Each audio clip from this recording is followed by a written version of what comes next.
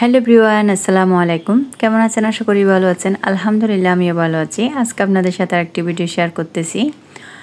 এই তো দেখতে পাচ্ছেন এখানে আমি রান্না করতেছি। এটা রান্না করতেছি হচ্ছে আস্ত মুরগির রোস্ট। এটা সুন্দর করে বেশি ঝোল রাখবো না, অল্প করে ঝোলের মধ্যে সুন্দর করে এটা রান্না করব। তো এটা রান্না করা হয়ে গিয়েছে। সবশেষে আমি ঘিটা দিয়ে এটা ডেকে রেখে দেব। আর পাশের চুলায় আমি এখন দেব হচ্ছে পোলাও ভাত। এটা হওয়ার পর আমি পোলাও ভাতটা দেব। আর মাঝে মধ্যে চেষ্টা করি আমার বাচ্চারা যে খাবারগুলো পছন্দ করে সেই খাবারগুলো আমার কষ্ট হলো রেডি করার জন্য।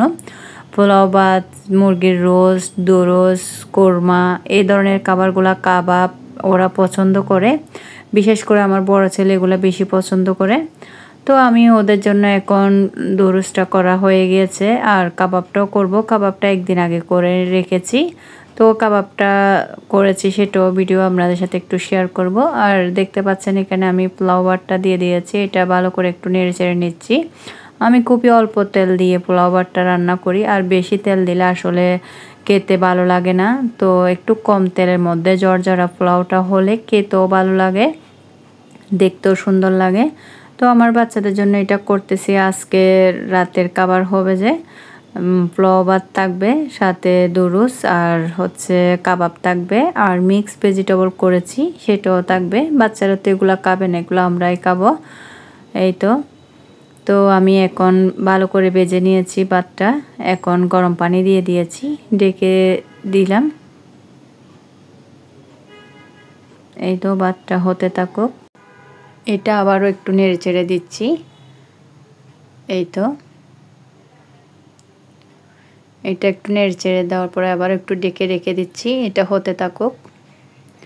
এই তো ফাইনালি আমার ভাতটা রান্না করা হয়ে গিয়েছে। অল্প আছে, একদম সুন্দর করে ভাতটা হয়ে গিয়েছে, মাশাআল্লাহ। দেখতে পাচ্ছেন সবশেষে আমি পেঁয়াজ বেরেস্তা দিয়ে দিলাম। এই তো আর ফাইনালি আমার যে আস্ত মুরগির দুরুসটা করেছি সেটার কালারটা একটু দেখেন। এই তো অতিরিক্ত তেল দিয়ে আমি এটা করি না, অল্প তেলের মধ্যে দিয়েছি। যতটুক দেওয়ার তেল ততটুকুই দিয়েছি। অতিরিক্ত তেল হলে আসলে ভাতের সাথে এগুলো খেতে কেমন জানি লাগে।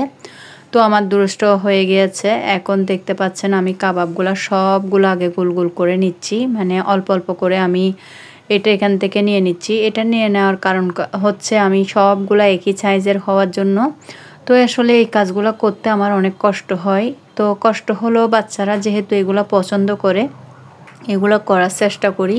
তো একদিন কষ্ট করে হলে এগুলো করে রাখি। দেখতে পাচ্ছেন সবগুলো আমি একই সাইজের এগুলো হওয়ার জন্য আমি এক পাশে আগে এগুলো করে নিচ্ছি ছোটো ছোটো করে। তারপর আমি এগুলা কাবাবের শেপে দেব।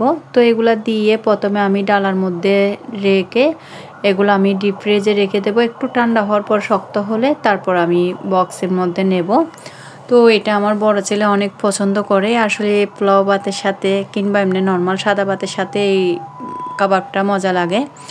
এই তো দেখতে পাচ্ছেন ফাইনালি আমার কাবাবগুলো হয়ে গেছে সবগুলো। এখন এখানে আমি ডিপ ফ্রিজে রেখে দেবো, একটু ঠান্ডা হওয়ার পরে বক্সে রাখবো।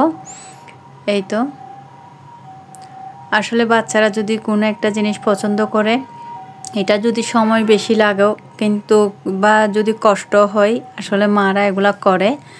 তো দেখতে পাচ্ছেন আমি এখন বক্সের মধ্যে নিয়ে নিয়েছি। বানাতে অনেক কষ্ট হয়েছে কিন্তু খেতে তেমন বেশি সময় লাগবে না।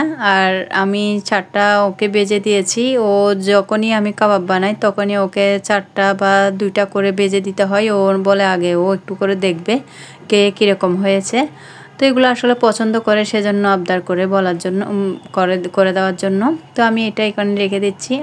এই তো আমার ভিডিও আছে এই পর্যন্ত। আল্লাহ হাফেজ, আসসালামু আলাইকুম।